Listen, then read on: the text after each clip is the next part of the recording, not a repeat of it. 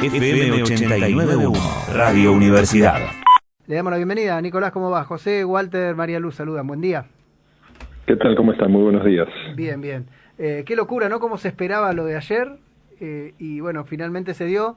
¿Cómo se esperaba? ¿Se esperaba algo más? ¿Cómo lo vivieron ustedes ahí de cerca? Bueno, para nosotros que estamos impulsando esta iniciativa en construcción, que es la Escuela Justicialista Néstor Kirchner, era una oportunidad inmejorable por la enorme expectativa social que existía a partir de esta clase magistral de Cristina, que creo que es fundamental porque le da relevancia también a esta iniciativa, la nutre, le da visibilidad, permite que en estas 12 horas hemos recibido cientos de mensajes de personas para sumarse como docentes a la escuela, para poder conocer los cursos, participar, y creo que ese es un poco el objetivo. Uh-huh. Obviamente lo más importante en términos sociales ayer fueron, bueno, algunas de las definiciones políticas de la vicepresidenta en relación a lo que es la agenda compleja que transita la Argentina, y un mensaje también vinculado a lo que debe ser esas respuestas que la sociedad está esperando. Uh-huh. Con respecto a esto, y en medio de tanto fuego cruzado con el tema de educación, que los vouchers sí, que los vouchers no, digo, también me parece importante marcar la postura de lo que creo yo la mayoría de la gente quiere, que es la educación pública y con jerarquía, ¿no? No, por supuesto. Creo que la discusión en un país además federal, ¿no? Porque ya es una idea, además de absolutamente cuestionable, impracticable por las características que tiene el sistema educativo argentino, ¿no? El sistema educativo argentino son, en términos de educación obligatoria, 24 jurisdicciones y el Estado Nacional, ¿no? Y es ahí donde tenemos que poner el foco en cómo mejoramos, cómo potenciamos la capacidad de respuesta de la escuela, y eso no se hace a partir de la consagración de un individualismo extremo, no se hace a partir de retrotraer algo que ha sido muy importante y no una decisión del siglo XX, sino del siglo XIX a partir de la 1420, que es la obligatoriedad, por ejemplo, de la escuela primaria, que ha sido ampliada en la gestión de Cristina Kirchner a la educación obligatoria y a la sala de 4. Hoy tenemos 14 años de educación obligatoria y tenemos que seguir transitando un proceso de recuperación de la inversión educativa, tanto en la educación obligatoria como en la educación superior, a partir de lo que fueron los retrocesos que vivió la Argentina cuando se empezó a incumplir la ley de financiamiento educativo que se había alcanzado en el 2015, que implicó 6% de la inversión educativa a partir de lo que es el Producto Bruto Interno, ¿no? Y esto implica también, para saberlo, que 3 de cada 4 pesos que se invierten en educación lo invierten las provincias, solo 1 peso lo invierte el Estado Nacional de esos 4, ¿no? Ahí también tenemos que aumentar la masa de lo que invierte el Estado Nacional, y ahí se nos presenta un enorme desafío, que obviamente no hay soluciones mágicas. Ahora, claramente la respuesta bajo ningún punto de vista puede ser la mercantilización de la educación. Claro. Nicolás, bueno, con respecto a la Escuela Justicialista Néstor Kirchner, ¿cuál es la idea de funcionamiento? ¿Que el lugar físico sea en la UMED o van a ser cursos virtuales? ¿Cómo lo vienen pensando? Bueno, tiene dos dimensiones de trabajo, por supuesto, una relacionado a lo que es el uso de todas las tecnologías, ¿no? Para permitir el acceso rápidamente en todo el territorio argentino a partir de la virtualidad, sí, ¿no? Como decimos, es una escuela en formación, ¿no? Sí. Estamos articulando y comenzando una agenda de trabajo en las distintas provincias argentinas y obviamente queremos también que haya un marco de territorialidad en la mayor cantidad de distritos de nuestro país, porque siempre es importante la complementariedad entre la virtualidad y la presencialidad. Pero pongamos el ejemplo de ayer, sí, ¿no? La clase magistral que dio Cristina, había 2.000 personas en el teatro y había un montón de personas fuera del teatro siguiendo en vivo. Ahora, la mayor cantidad de impacto que tuvo no fue a partir de la presencialidad, sino fue a partir del uso de las redes, de lo virtual, el canal de YouTube y obviamente los medios de comunicación. Entonces, tenemos que utilizar todas esas herramientas para llegar a la mayor cantidad de personas, y tiene una dimensión de formación, pero otra dimensión muy importante que se relaciona a la construcción de lo que va a ser esa agenda, ese programa que planteaba también Cristina el día de ayer en términos de los desafíos que tiene Argentina de cara al futuro, algunos desafíos irresolubles, ¿no?, en los últimos años, que no hemos logrado encontrarle la respuesta necesaria, pero también desafíos vinculados a la economía del conocimiento, a sumar valor agregado a todas las riquezas naturales que tiene la Argentina, ¿no? Ayer planteó Cristina, ¿no?, la pregunta relacionada al litio, ¿no? Sí. Al desafío de profundizar toda nuestra matriz energética, pero ser claros, no porque Vaca Muerta tenga un horizonte de desarrollo muy potente como se espera, no quiere decir que se han resuelto los problemas de la Argentina y mucho menos los problemas de la desigualdad que transita nuestro país. Sí, a veces por ahí, digamos, sería una afirmación falsa decir que agregar horas o días de clase o empezar 3 días antes en febrero mejora la educación. Digo, está claro que los tiempos cambian y hay que, me parece a mí, ¿no? Es un buen camino de modernizar y entender que las herramientas que están tienen que ser aprovechadas justamente para educar y no por ahí para la agresión como se utilizan por lo general, ¿no? Bueno, ahí tenemos también que reconocer, y yo comparto lo que planteas, siempre cuanto más tiempo los chicos están en la escuela, mejor, ¿no? Y si podemos sumar días de clases, si podemos generar actividades extraescolares, si podemos extender la jornada, eso inclusive tiene mucho mayor impacto que en mayor cantidad de días de clase. Claro. Ahora, también en términos del uso de la tecnología, tenemos que remarcar la enorme brecha tecnológica que es reflejo de la desigualdad. Ese es el tema, claro. En nuestro país. Claro, que no todos pueden. Por eso, yo lo dije 1, 2, cientos de veces, el impacto en la pandemia que tuvo la educación en América Latina y en Argentina, y en Argentina en particular desnudó lo que fue una decisión casi criminal de la gestión de Mauricio Macri, que fue interrumpir el Conectar Igualdad, ¿no? Y es ahí donde se retrajo el Estado y dejó de distribuir las computadoras, de avanzar fuertemente la conectividad.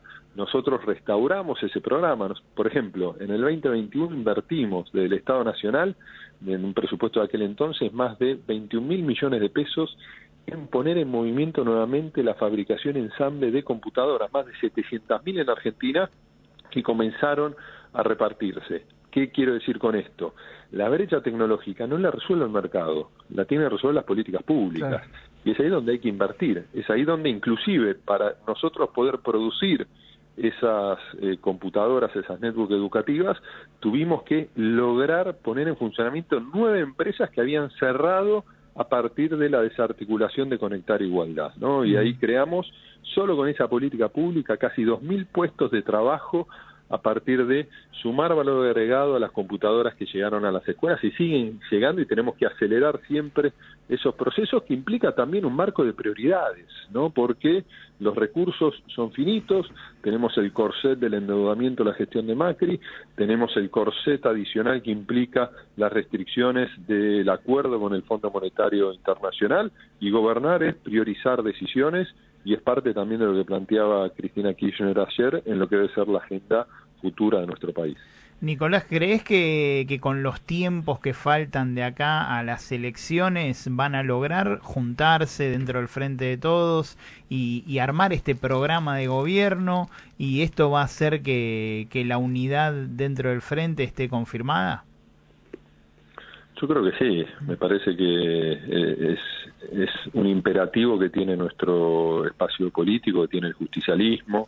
Obviamente tenemos que también tener la capacidad de procesar las equivocaciones, los errores de los últimos años, ser claros al momento de plantear nuestro horizonte a la sociedad, y también tener presente, va a ser un proceso electoral que va a tender a la polarización, ¿no? Por un lado, nosotros tenemos que presentarle a la sociedad nuestras mejores ideas, nuestras mejores mujeres y varones para enfrentar las distintas contiendas electorales, porque del otro lado hacen de la reducción de derechos, del ajuste del Estado, del individualismo extremo, de discursos de odio, de discriminación, su bandera.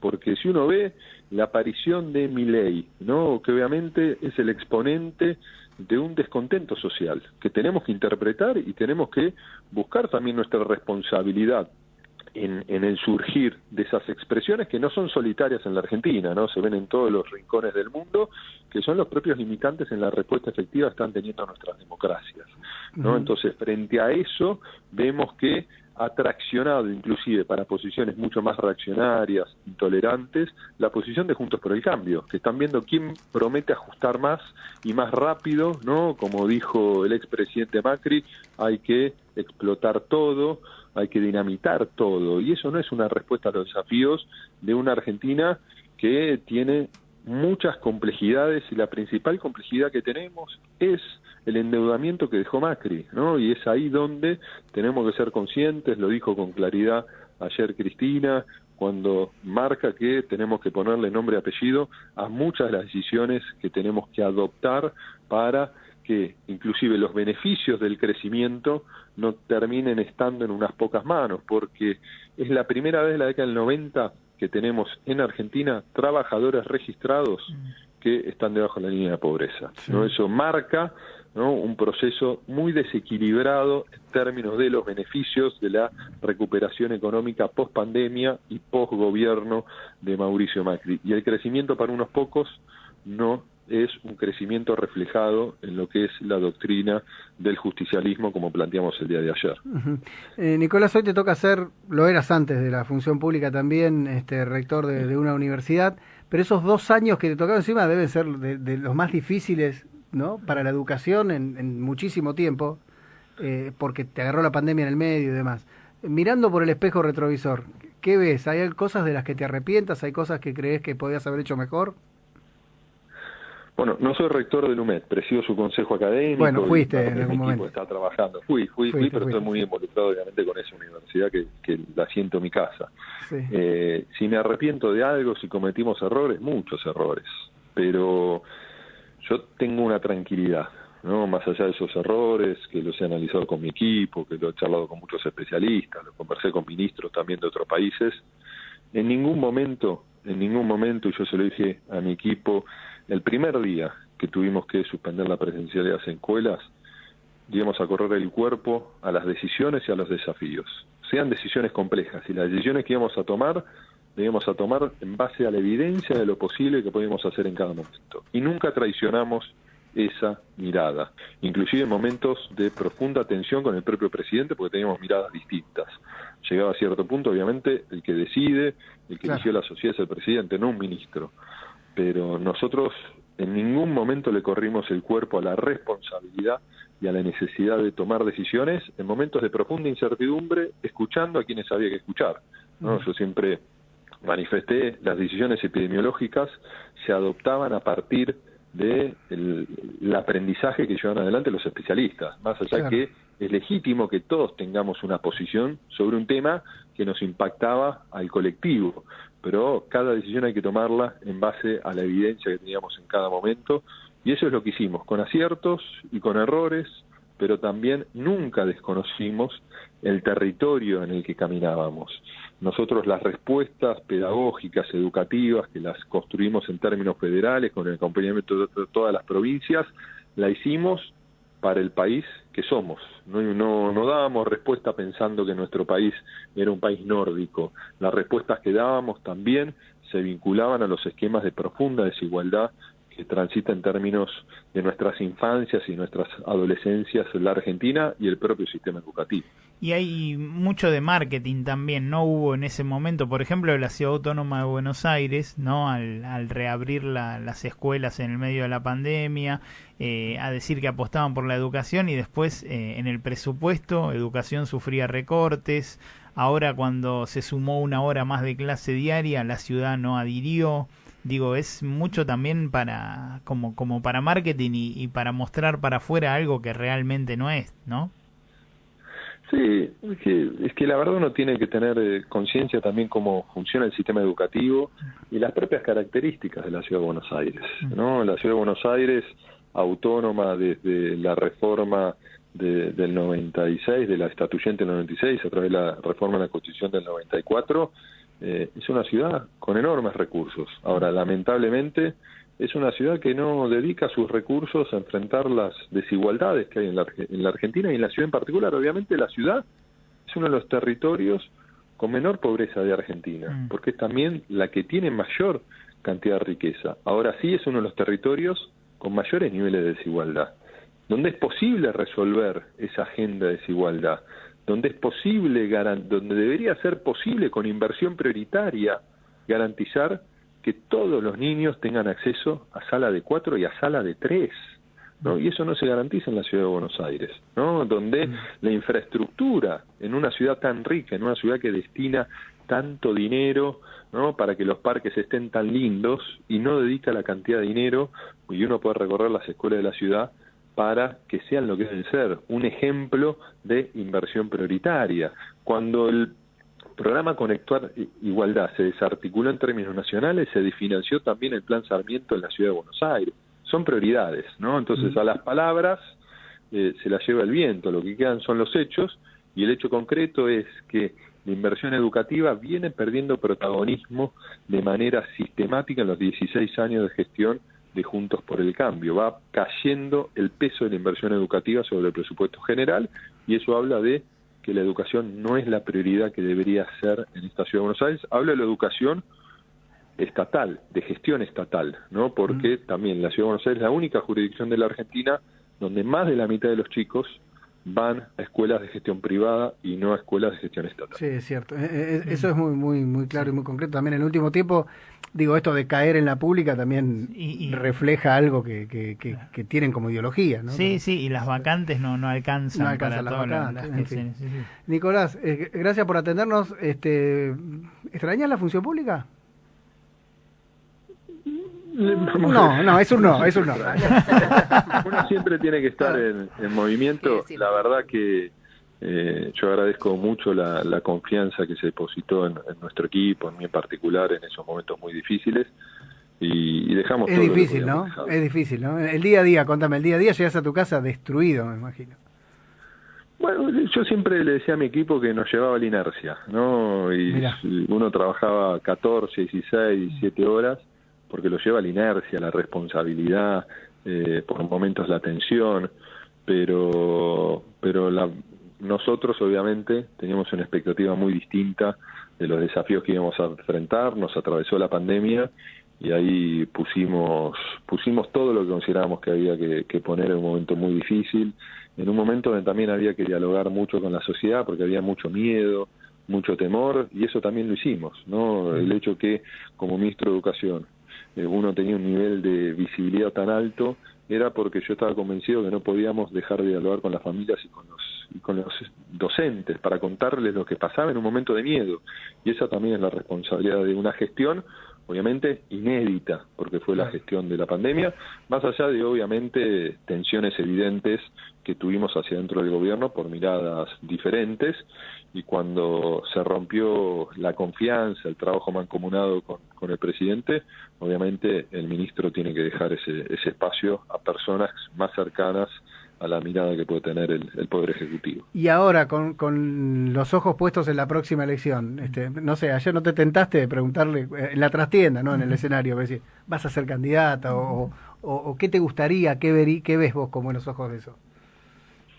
Bueno, yo creo que hoy Cristina es obviamente la referencia más potente del peronismo, que estamos en una situación similar al 2019 y con más complejidades, porque tenemos que dar cuenta de estos 3 años y medio, que no han sido los 3 años y medio que la sociedad esperaba, obviamente con la pandemia de por medio, con los condicionantes recibidos de por medio, y que más allá de si Cristina es o no candidata, siendo la que tiene mayor representatividad, tenemos que seguir ampliando nuestro frente, tenemos que construir la unidad detrás de las ideas también, para que no nos vuelva a pasar lo mismo.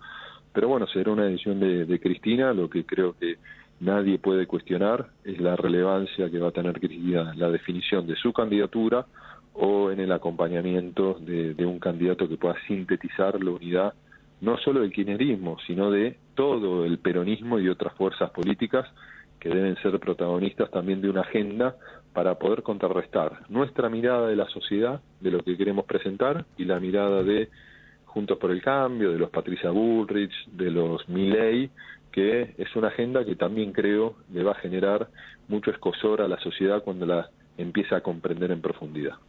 Nicolás, gracias por atendernos. Un abrazo grande. Un abrazo, gracias. Gracias. Desde la Universidad Nacional de La Matanza, Radio Universidad FM 89.1. Siempre cerca.